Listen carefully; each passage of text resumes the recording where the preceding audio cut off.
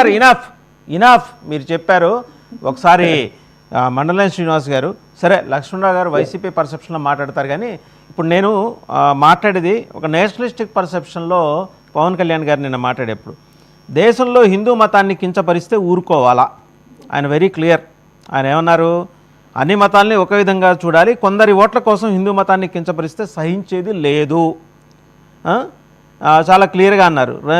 రంజాన్ మాసంలో మహమ్మద్ ప్రవక్తను అల్లాను ఎవరైనా ఏదైనా అనగలరా అని బతికి బట్టగలరా అని కూడా ప్రశ్నించారు ఆయన. హిందూ దేవుళ్ళని దూషించినట్టుగా యేసుని మేరీ మాతను దూషించగలరా అంటూ నిలదీశారు.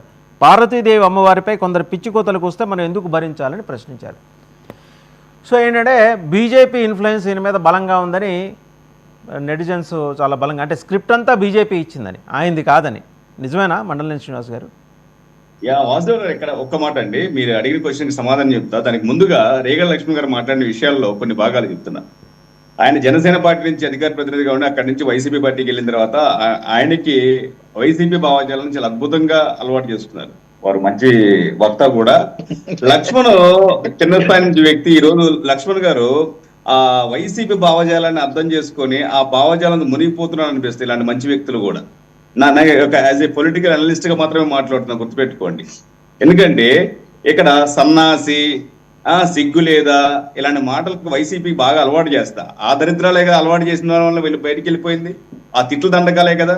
లక్ష్మణ్ గారికి ఒక మిత్రుడిగా చెప్తున్నా, అలాంటి భాషలు ఆపేసేసి ఏదైతే సభ్య సమాజానికి ఉపయోగపడే మాటలు మాట్లాడుకుందాం, ఏ పార్టీ అయినప్పటికీ కూడా. ముందుగా బాలినేని శ్రీనివాస్ రెడ్డి గారి గురించి మాట్లాడినారు. ఆయన ఎన్నో తప్పులు చేశాడు, అయినా కానీ సహించాడు. అక్కడ భూదందాలు చేశాడు, ఈ భూదందాలు చేశాడు, అయినప్పటికీ కూడా జగన్మోహన్ రెడ్డిగా ఊరుకున్నారంటే ఎందుకు ఊరుకున్నారండి? ఎంకరేజ్ చేశాడా? ప్రజల సొమ్మును దోచుకున్నట్టు ఎంకరేజ్ చేశాడా? ఒక మాట చెప్తున్నా, ప్రజల తరపున అడుగుతున్నా, మీ జగన్మోహన్ రెడ్డి గారు అడగండి, ఇలాంటివి ఎంతమంది వదిలేశాడు అడగండి. ఆయన దోచుకొని జనాలను, రాష్ట్రాన్ని నాశనం చేసి పొలిటికల్ అనలిస్ట్ గా మేము మాత్రం మాట్లాడుతున్నా. ఏ పార్టీ సంబంధం లేదు ఇక్కడ. రాష్ట్రం ఎంత అధోగతి పాలైందో అర్థం చేసుకోరు మీరు. సరే, ఇది ఈ విధంగా ఎంకరేజ్ చేశారు జగన్మోహన్ రెడ్డి గారు, అయిపోయింది. అందుకని 11 సీట్లతో సరిపెట్టుకున్నారు. ఈ రోజు మీరు అనే మాటల్లో 100% పవన్ కళ్యాణ్ గారు బీజేపీకి వజ్రాయుధంలా ఉన్నాడు. కొంతమంది మాట్లాడుతున్నారు బీజేపీకి వజ్రాయుధంలా పవన్ కళ్యాణ్ గారు ప్రవర్తిస్తున్నారు. అట్ ది సేమ్ డే ఇక్కడ ఏంటంటే స్టాలిన్ కి కానీ, ఇక్కడ పాదబస్తీ ముస్లిం నాయకులకు కానీ అన్ని రకాలుగా వీళ్ళందరూ కూడా కౌంటర్ ఇచ్చి బీజేపీ ఈ పవన్ కళ్యాణ్ గారి ద్వారా కౌంటర్ ఇచ్చింది అనేది వాస్తవం కూడా అనిపిస్తుంది. ఇక్కడ మనకి పవన్ కళ్యాణ్ ని ఎలా వాడుకోవాలో ఆ విధంగానే వాడుకుంటుంది బీజేపీ. అద్భుతంగా వాడుకుంటుందని నేను చెప్పగలుగుతాను.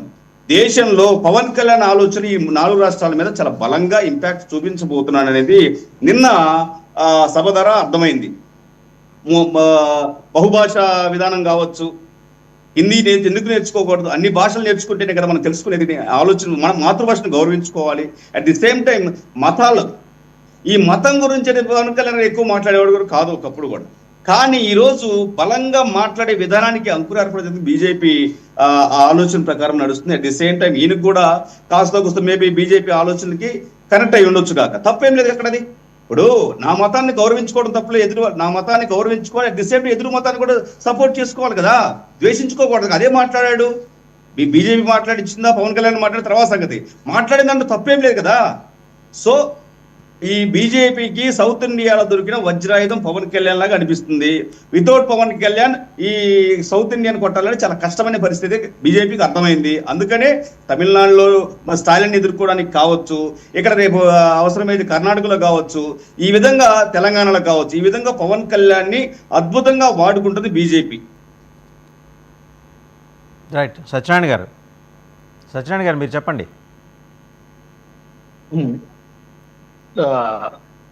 వాసుదేవన్ గారు,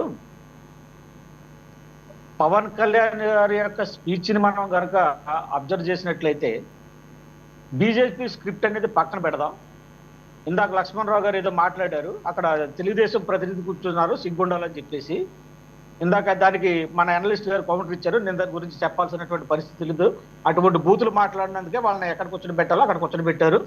దేవుడి స్క్రిప్ట్ 11 వరకు వచ్చింది. వాడు గత నాయకుడు అనేవాడు కదా, దేవుడి స్క్రిప్ట్ అని. ఆ స్క్రిప్ట్ 11కి పరిమితమైంది. అది వాళ్ళు తెలుసుకోవాలి. ఇక బీజేపీ స్క్రిప్ట్.